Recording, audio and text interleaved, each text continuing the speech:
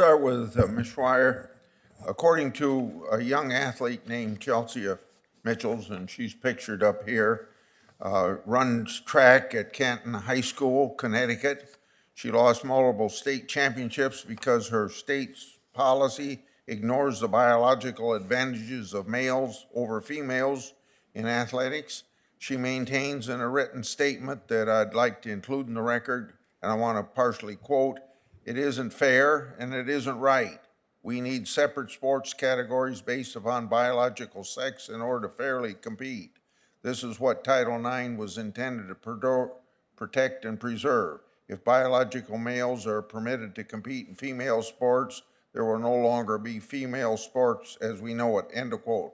So to my panelists, how big is the difference between young men and women in sports?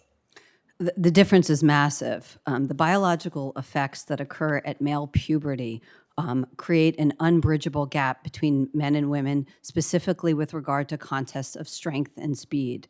So the organizational effects of testosterone, even if the bioactive level of testosterone is later brought down, the permanent organizational effects of testosterone give men larger hearts, larger lungs, vastly greater muscle mass, bone density, fast twitch muscle fiber, all things necessary in contests of strength and speed. And in her own state, where two biological boys with no standout achievements on the boys' team were able to compete with the top female athletes, in 2019, they walked away with 13 out of 14 championship title events.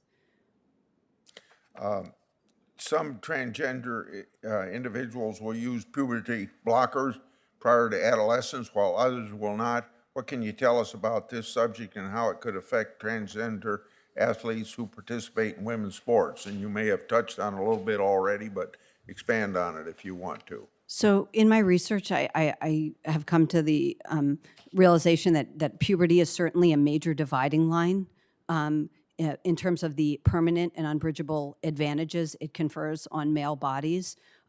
So I think that, it's sensible to arrive at a nuanced solution so that transgender children and youth can fully participate in sports, which I hope they can and should always feel safe and secure and able to do.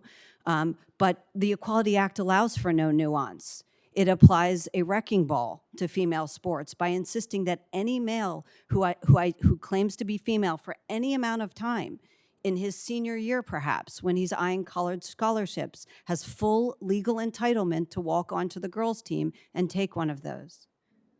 To you also, some have argued that the Equality Act has loopholes that could enable criminals to enter sex-specific settings like girls' runaway shelters and exploit vulnerable girls who reside in the facilities. This is because the bill is overbroad and changes the legal definition of the term sex in a way that erases women from anti-discrimination laws, education, and from the playing field. So, do we have reason to be concerned that anyone might abuse the Act's legal protections?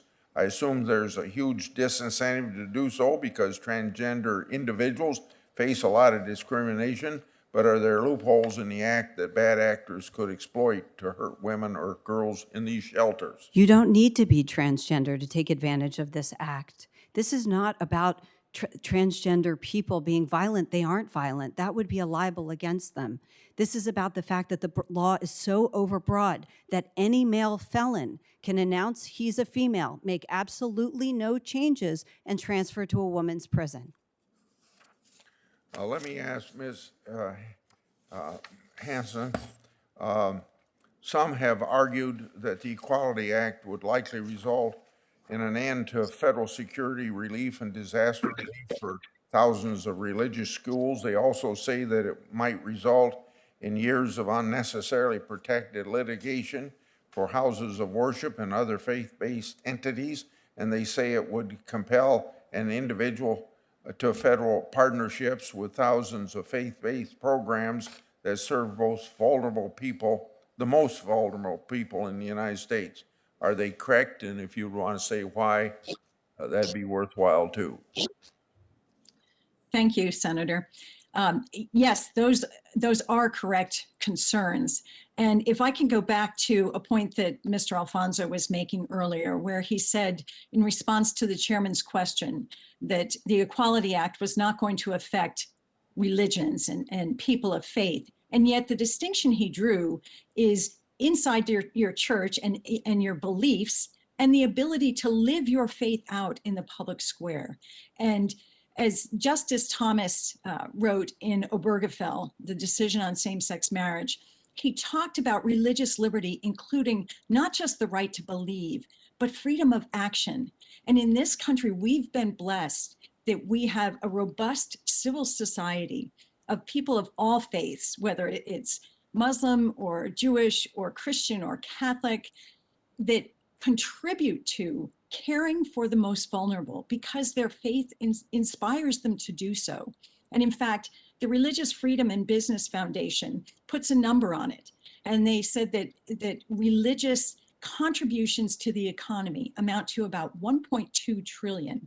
But when you get to looking at things like substance abuse and recovery and things like that, we can see the dynamic difference that houses of worship make, that faith-inspired activities make in people's lives. And so it saves the government by having faith-inspired organizations working with the most vulnerable. It saves the government about $3.6 billion a year.